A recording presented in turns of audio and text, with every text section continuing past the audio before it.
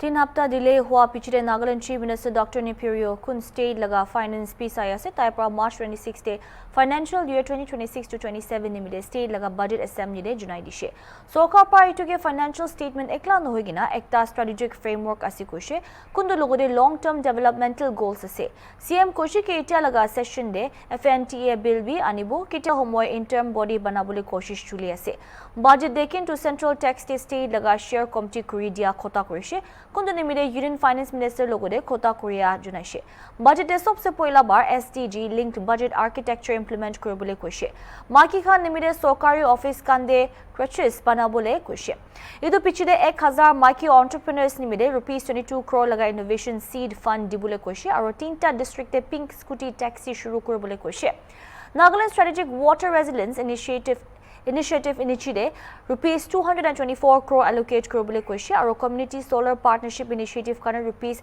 211 crore earmark करिगिना से NEPED initiate 21 crore support दिबोले कोशे सरकार pra Nagaland skill and entrepreneurship development mission NSEDMB dangor करबोले कोशे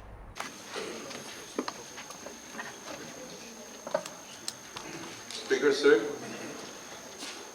I rise to present the budget for the year 2026-27 before this August House.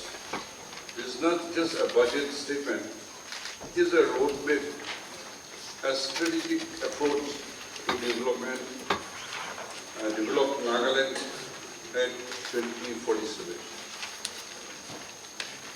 Before I proceed further, I wish to extend my heartiest congratulations to our brothers and sisters of the Eastern District on signing the Memorandum of Agreement for the establishment of Frontier Nagaland Territorial Authority, FNTA. I express my deep gratitude to the Union Government and to all stakeholders in the state for making this historic agreement possible. This agreement reflects the government's sustained commitment to increase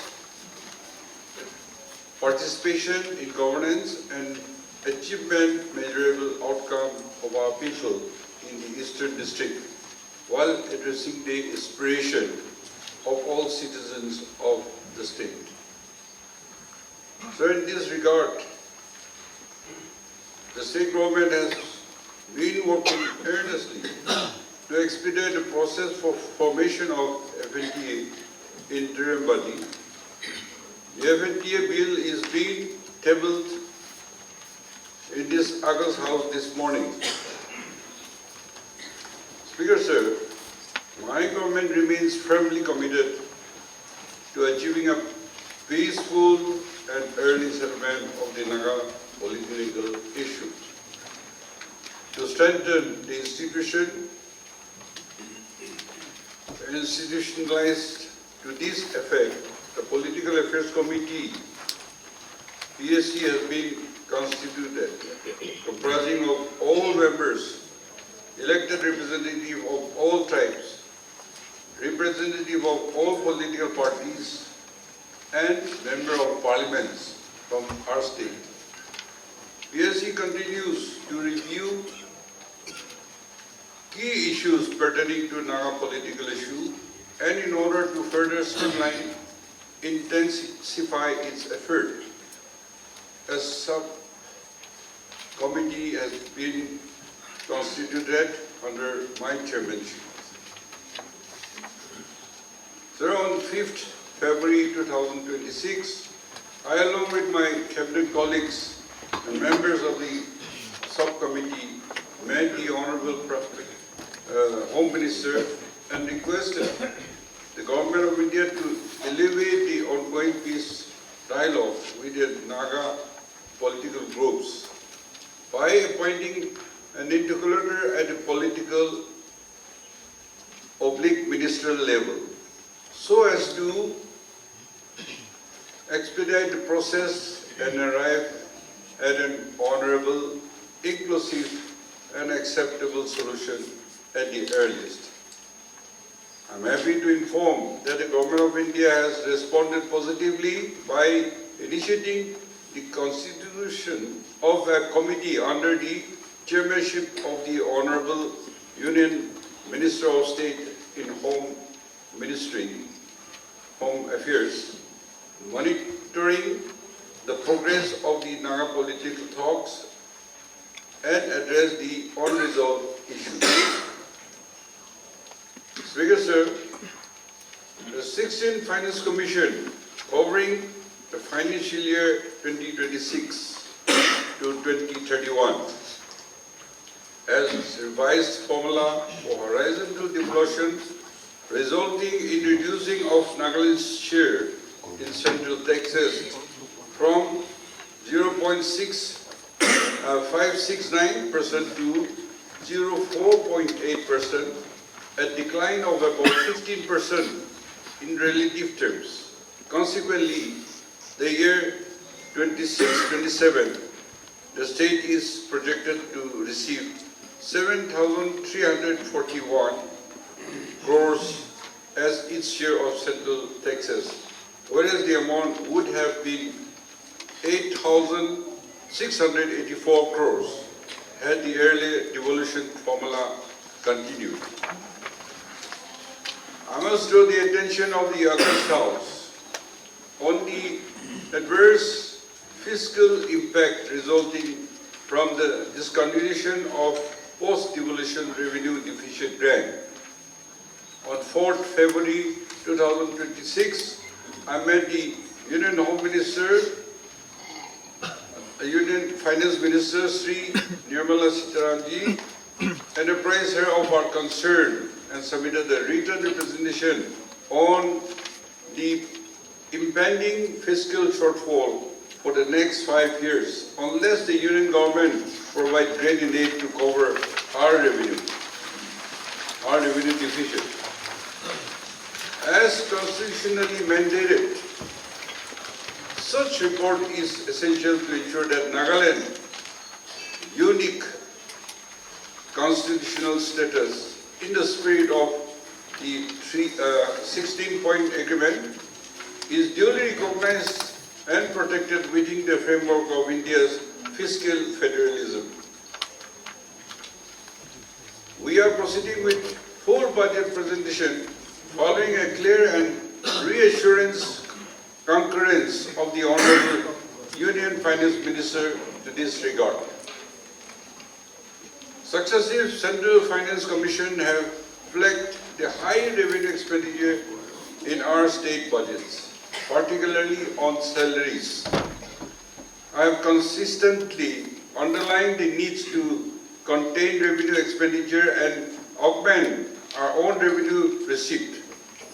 To this end, my government has been following a prudent fiscal consolidation path and by improving our state's own revenue, stabilizing our committed expenditure and containing fiscal deficit, while ensuring the development needs of the states are not compromised. So let me now highlight the new initiatives that this budget introduces. For the first time in the state fiscal framework, budget introduces an SDG-linked budget architecture and a gender budget statement. The state has also adopted outcome budgeting from this financial year, and the outcome budget statement will be publishing in the subsequent financial year. This will strengthen monitoring, accountability, and outcome-based planning across departments. The budgetary initiatives will adopt the whole of government approach wherein all stakeholders, including departments, public agencies, and communities shall work in an integrated manner to achieve common policy objectives. This reiterates the significance my government is placing on aligning public expenditure with inclusive development and the state's sustainable development goals. Gender equality has also been embedded as a foundational pillar of our Naga society. The state ranked first in SDG 5 gender equality among Indian states and has been a pioneer in gender responsive governance. Through the VDP Model Rules 1980, which institutionalized gender-based allocation and reservation decades ahead of national mainstream efforts. The objective of this year's budget is to continue these efforts and align our interventions with our country's cherished goals of a Viksit Bharat 2047.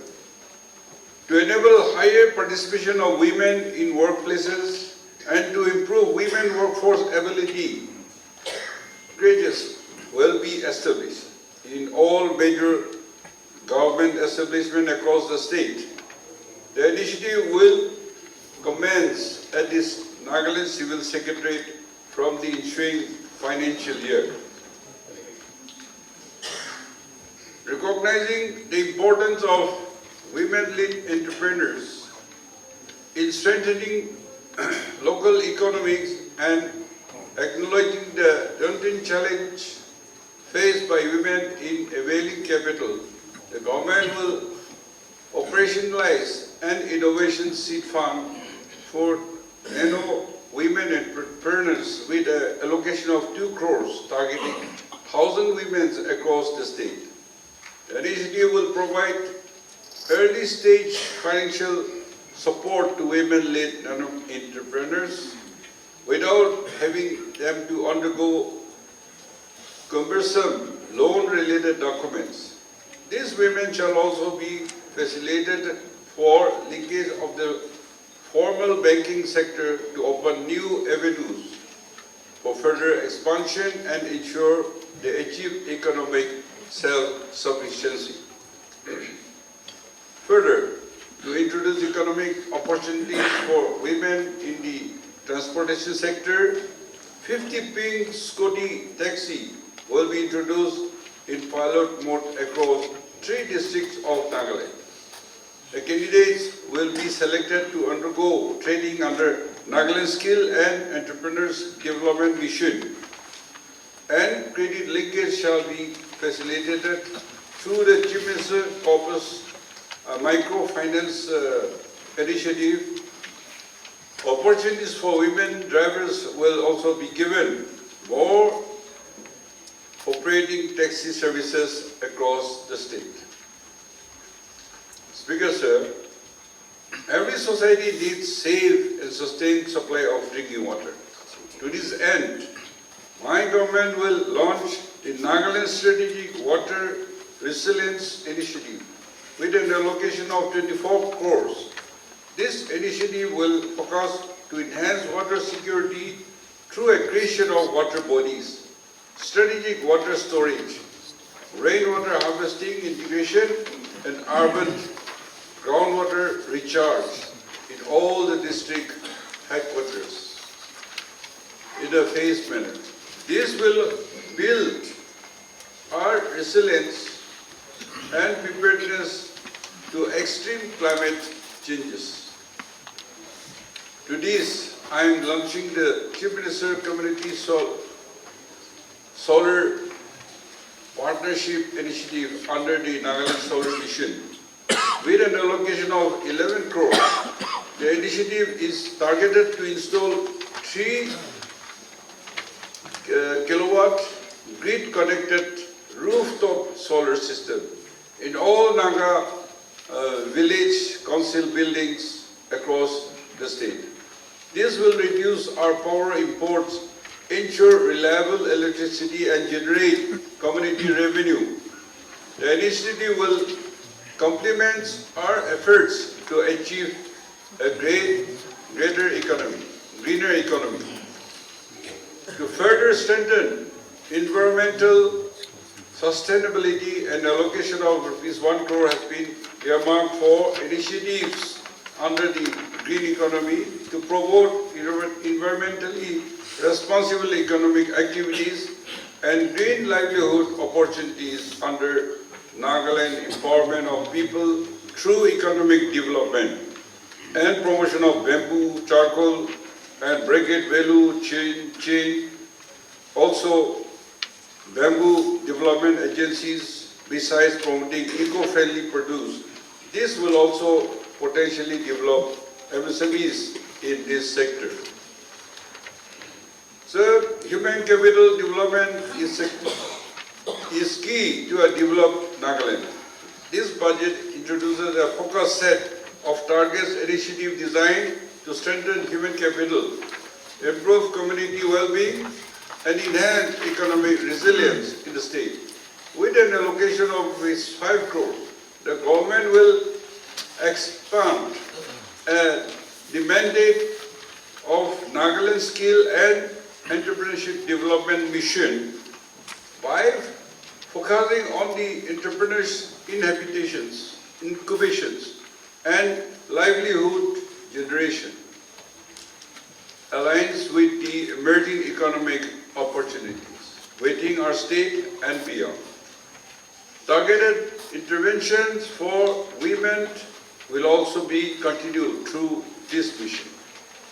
So, complementing these efforts, Nagaland Apprenticeship Head Placement Exchange will be introduced with an allocation of 50 lakhs to facilitate structured pathways between skill development and employment opportunities for the youth and their placement. The platform will serve as the registry of our available workforce, connect job seekers and job providers, and monetize the ever-growing care economy of the state. This will enable the state government to maintain a comprehensive database of all Naga workers working outside the state to enable target government interventions, especially during emergencies and crisis situations.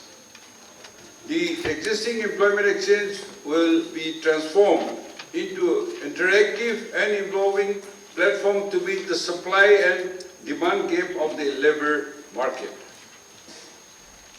The registry will also be dovetailed to the Chief Minister list life assurance schemes for life and accidental assurance coverage of breadwinners.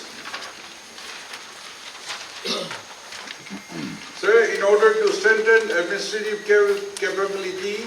capacity and governance outcome, the allocation of 2 crores provided for the training of public servants and authorities in the last budget will continue. This capacity building initiative will focus on modern governance practices, financial management, and policy implementation capabilities of stakeholders. Training will also be imparted in the village level functionaries, wherein among other capacity building programs, they will be trained at a gender responsive planning and implementation of governmental programs and policies.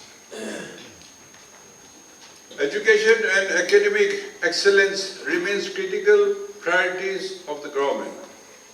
The Nagaland Academic Excellence Corpus, with an allocation of 1 crore, is designed for capacity building and upskilling of teaching faculty in higher education, technical education and ITIs, with special focus on emerging sector including digital economy and information technology, agri-technology, artificial intelligence and green economy. Incentives will also be provided for institutions taking up such sectors in their curriculum. So, to encourage students to pursue science, technology, engineering and mathematics, 1 crore allocation for the Chief Minister's STEAM incentive program. This will provide monetary support to the student enrolled in degree courses in this discipline in the institution of national repute. Sir, a huge number of out-of-school children and youth will prove to be an socio-economic burden on the state for decades to come if we do not enable them to acquire minimum qualification essential for undergoing skill training and bring them to the workforces. The Nagaland Open Learning Support Scheme with an allocation of 1 crore is targeted to support alternative learning pathways and expand educational access to this section of our community. Lack of collective social well-being in the community will eventually lead to non-productivity both economically and emotionally. We need a motivated society as we endeavor towards a developed Nagaland. To this end, Nagaland Community Wellbeing Initiative is allocated 50 lakhs. The program will promote community engagement, mental well-being, and social cohesion across rural and urban areas. This initiative is positioned as a happiness and quality of life initiative aimed at social happiness and positive thinking rather than a psychiatric intervention. The government recognized the importance of cleanliness and sanitation, which are critical factors for achieving a status of a developed state by strengthening local institutions and civic participation. Nagaland Cleanliness Performance Incentive for local bodies with an allocation of 2 crores will primarily target the institutionalized behavior change and social responsibility in the community. Central to the achievement sustainable development, financial incentives will be given to urban and rural bodies that demonstrate measurable improvement in sanitation, waste management, and community cleanliness. So in the sports sector, with an objective to identify and systematically promote Naga athletes to compete in the international sports events, the government will introduce the Chief Minister's Sports Advance Initiative with an allocation of ₹3 crores. This program will focus on development of athletes and coaches' competency, training, support and incentive for supporting excellence across 5 disciplines, namely archery, badminton, sepak takraw, table tennis and taekwondo.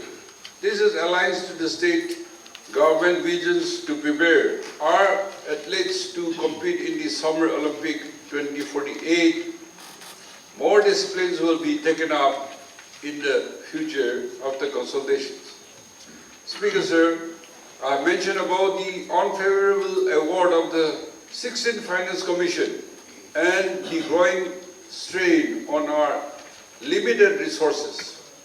Strengthening the state revenue framework therefore remains crucial for fiscal sustainability.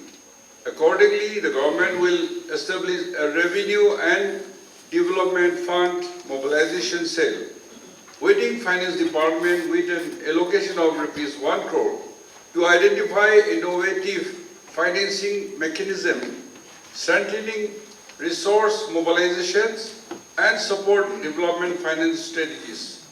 To further strengthen the state's revenue and fiscal consolidation, a committee on the expenditure rationalizations and revenue mobilizations will be formed under my chairmanship. Complementing these efforts, the Integrated Land Revenue Mobilization Initiative with an allocation of ₹1 crore will be introduced to focus on improving land-based revenue systems and modernizing land revenue administration in our state. Sir, coupled with this, the state government will roll out e-stamp to mobilize centralize and streamline the system of stamp duty and revenue administration. This reform will enhance transparency, minimize the risk of fraud and counterfeits, ensure real-time verification and transactions, and improve the ease of doing business by enabling faster execution and registration of documents. This will also help plug the leakages in the system of inland revenue of the state. The state has developed the electronic governance receipt accounting system, eGRAS, an online platform that will enable citizens, businesses, and institutions to pay taxes, fees, fines, and other dues through secure digital channels. To revitalize Nagaland business ecosystem, which is the engine of our economic dynamism, the government will launch the Nagaland Gross Value Addition Promotion Initiative, a sub-component of the Chief Minister Microfinancing Initiatives. This initiative is targeted to attract, nurture, and scale entrepreneurial ventures, thereby boosting gross state domestic products. The initiatives will provide robust market linkage, facilitations, and dedicated incubation support. Financial incentive up to 10 lakhs will be tied to a tiered performance framework of identified key indicators linked to the promotion of private enterprise, ensuring that successful enterprises receive target capital assistance aligned with their proven impact and green intervention initiatives. Speaker, sir, the government will launch the Nagaland agro-based products logistics support schemes with an allocation of ₹5 crores. Initiative will support aggregations, transportation, and market linkage for our produce, thereby enhancing agriculture income and reducing post-harvest and post-production losses. This will encourage our farmers and local producers to produce in a huge quantity without the burden to worry about market access, and ensure local produce from across the state reach market and are priced competitively. Further, the government will implement the Nagaland Waivers Advancement and Market Formalization Initiative with an allocation of ₹1 crore. This program will support traditional artisans by establishing a registry to strengthen market access, produce formalization, facilitate GI tagging and value addition in the traditional textile sector. At the same time, it will mainstream waivers in the organized economy. The detailed guidelines and incentive structure of all this initiative will be published in due course of time, signaling the state unwavering commitment and fostering an inclusive, sustainable, growth-oriented ecosystem across sectors on our journey to a developed Nagaland at 2047.